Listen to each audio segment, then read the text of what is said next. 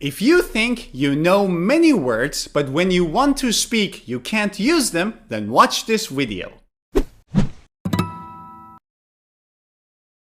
Hello, my name is Maddie from POC English. We all know that we need words to speak a language. If we don't learn words, how can we speak? If you don't have the ingredients, how can you cook? It's just not possible. However, sometimes we have a lot of ingredients in the fridge, but we still don't know what to cook. Has this ever happened to you? It's the same in English language. You learn many words to expand your vocabulary, but when you want to speak, you don't know what to say or how to say it. You are lost for words. Why is that? Why does that happen? When you have the ingredients, why can't you cook? It's because you have the ingredients in the fridge. If you open the fridge, you can see the ingredients, and then you can think of something to make. However, if you don't see them, although they are in the fridge, you don't know what you have. So, you don't know what to make. The fridge here is an example of your brain. You have many words in your brain. If you see them in a text or if you hear them, you recognize them. You know what they mean. However, when you want to speak and when you want to write, in general, when you want to communicate, you can't. They are in your brain, but you don't know what you have. So you can't use them when you want to speak. But what is the problem here? The problem is that those words are passive in your head. They are not active. What is a passive word and what is an active word? In general, there are two different categories for all the words we learn. They are either active or passive. Now, what is an active word or an active vocabulary? Your active vocabulary are all the words that you know, and when you want to communicate, you can use. For example, if you want to speak or if you want to write something, you can use them. They are in your brain and they are active, so you can use them to communicate.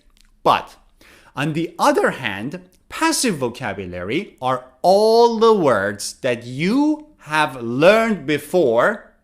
If you read them somewhere, or if you hear them on the radio, or if you're listening to a podcast, or if someone is talking to you, when you hear them, you know what they mean and you can recognize them. However, when you want to communicate, when you want to say something, or when you want to write something, you don't use them. Although they are in your brain, you don't use them and you can't use them when you want to communicate. They are passive. The problem is many language learners focus on learning more and more new words. If they want to buy a book, they ask, how many words can we learn at the end of this book? Or if it's a course, they would say, how many words can we learn by the end of the course? But you know what? It's not about the number of words that you learn. It's about whether they are active or passive.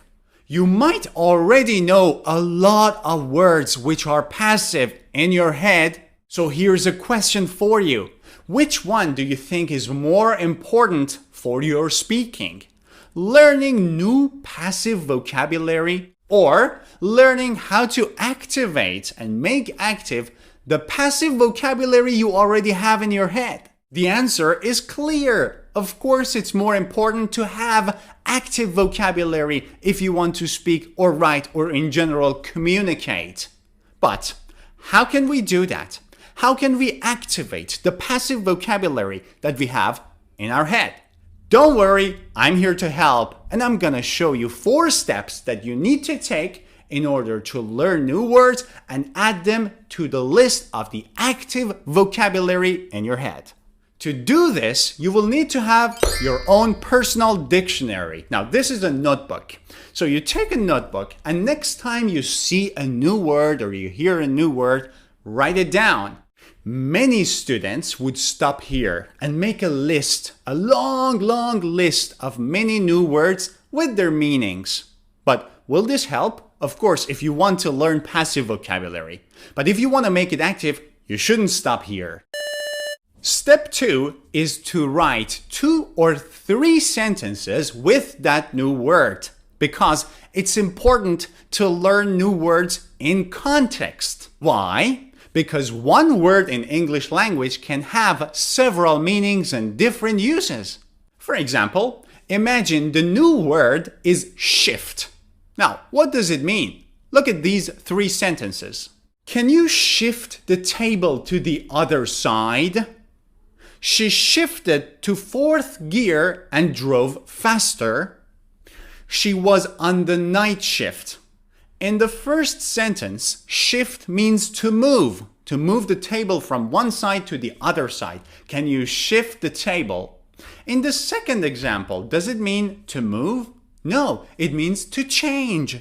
Shift the gear. When you're driving and you want to go faster, you need to shift the gear. Shift to 1, shift to 2, shift to 3, and then you go fast. You might also want to slow down and shift to 2, shift to 1. And in the third one, she was on the night shift, meaning a period of work. During the day, workers might work in the night shift or in the morning shift. So you see that in 3 different sentences, the same word has 3 different meanings. And that's why it's very important to see the word in context and to see how the word is being used in different sentences. Okay, so we have written the word down. We have written 2 or 3 sentences with the meaning of that word to see the word in context. What's the third step? The third step is to write down some collocations with that word. But, whoa, what are collocations? Collocations are a group of words that often go together. For example, in the case of the word shift, meaning a period of work, now during the day or at night, we use this sentence, she was on the night shift, right? Now, what collocations, what words can we use that usually go with shift? We can use adjectives such as a day shift or night shift. We can say an early shift or late shift. You see, these are some adjectives that we can use to describe the word shift. You can also use some verbs saying to work in shifts or to do shifts. Then you can make some sentences by playing with the adjectives and the verbs and the noun shift. For example, if I want to use do shift and then the adjective early, I can say, I'm doing the early shift this week. I'm doing the early shift this week. So I'm using do, early, and the word shift. I'm using the word with an adjective and a verb. I'm using collocations now. Or another example with the work in shifts. You know, doctors usually have to work in shifts. Some doctors work in a night shift, others work in a morning shift. So, you see, work in shifts, do shifts, early shift, late shift, morning shift, night shift. But how can we find these collocations? I'm going to show you an online tool. There are many online dictionaries, but this one is one of the best. It's ozdic.com or Ozdic if it's easier to remember, and you see it has written collocation dictionary. Using this website is very, very easy and straightforward. For example, the word shift. When you search the word, you can see the different meanings that this word has, right? Shift meaning change, or shift meaning division of the working day. Now, this is the meaning that I want to show you the collocations for. We have adjective collocations, verb plus shift collocations, shift plus noun collocations, and prepositions that often collocate with this word. Now, starting with the adjectives, you can say double shift, long shift, or split shifts, right?